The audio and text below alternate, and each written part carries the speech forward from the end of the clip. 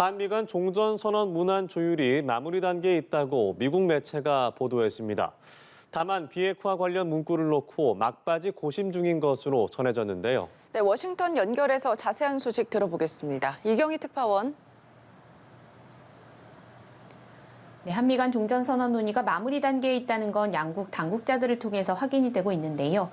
미국의 정치 전문 매체 폴리티코도 이 사안을 잘 알고 있는 두 명의 소식통을 인용해 문안 협의가 마무리 단계에 있다고 보도했습니다. 폴리티코는 한 소식통이 문안 작업이 거의 끝났다고 말했다면서 이는 정의용 외교장관이 논의가 최종 단계에 있다고 한 최근 발언을 뒷받침하는 것이라고 평가했습니다. 폴리티코는 문재인 정부가 북한과 관계 개선을 위한 첫 단계로 종전선언을 검토하고 있으며 조 바이든 행정부도 북한 당국자들과 대화에 앞서 동맹들과 조율하는 노력으로 문안 협의를 하고 있다고 전했습니다. 다만 양국은 비핵화를 담을 문구를 놓고 교착 상태에 있다고 보도했는데요. 북한이 종전선언 제안에 응하게 하거나 최소한 묵살하지 않도록, 그러니까 북한의 호응을 이끌어낼 수 있을 만한 내용으로 문구화하는 것을 두고 고심하고 있다는 설명입니다. 폴리티코는 그러나 양국의 입장이 같다면서 이 문제는 그렇게까지 어려운 건 아니라고 덧붙였습니다. 그러면서 정작 어려운 부분은 한국전에 참전한 남북과 미국, 중국까지 4자 모두가 서명하도록 하는 일이라고 지적했는데요. 결국 대화 의지를 보이지 않고 있는 북한의 참여, 또 미중 갈등 속에 양국의 협력 가능한 사안으로 꼽히고 있지만 아직 본격적인 논의에는 착수하지 못한 중국의 참여를 이끌어내는 것이 관건이 될 것으로 전망하고 있는 겁니다. 이와 관련해 일각에선 한미가 종전선언 문안 등에 대한 조율을 상당 부분 진척시킨 뒤 북한의 의사를 타진할 방식과 시점 등을 모색하고 있는 것 아니냐는 관측도 나오고 있습니다. 네, 이번에는 다른 이슈로 넘어가 보겠습니다. 미국을 비롯한 전 세계적으로 인플레이션 우려가 커지고 있는 가운데 미국 연준은 고용 회복이 더디다는 점을 들어서 금리 인상을 주저해 왔는데요.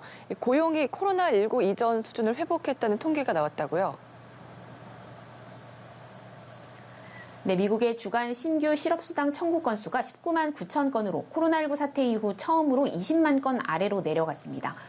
코로나19 사태 이전보다 적은 것은 물론이고 1969년 이후 52년 만에 최저치라고 외신들은 전했는데요. 실업수당 청구 건수가 갑자기 큰 폭으로 감소한 이유에 대해 미 노동부는 별다른 설명을 내놓지 않았습니다. 위드 코로나가 정착 단계가 됐고 1년의 흐름이 회복 추세인 것은 맞는 만큼 코로나19 이전의 고용 수준을 회복했다고 볼 수도 있을 텐데요. 하지만 한편에선 통계적 착시일 가능성도 거론됩니다. 가공하지 않은 로데이터를 계절적 변동에 맞게 조정하는 과정에서 현실과 괴리가 발생할 수 있다는 건데 블룸버그 통신은 계절 조정을 하지 않은 지난주 신규 실업수당 청구 건수는 전주보다 18,000건 증가했다고 전하기도 했습니다.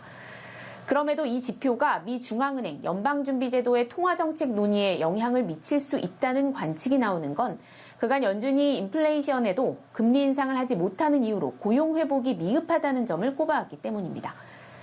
최근 연임에 성공한 제롬 파월 연준 의장이 물가 안정을 무엇보다 강조한 데다 고용 회복을 뒷받침하는 통계까지 나온 만큼 금리 인상이 빨라질 가능성이 거론됩니다.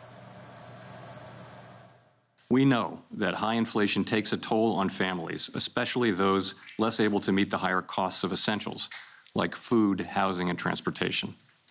We will use our tools both to support the economy and a strong labor market and to prevent higher inflation from becoming entrenched.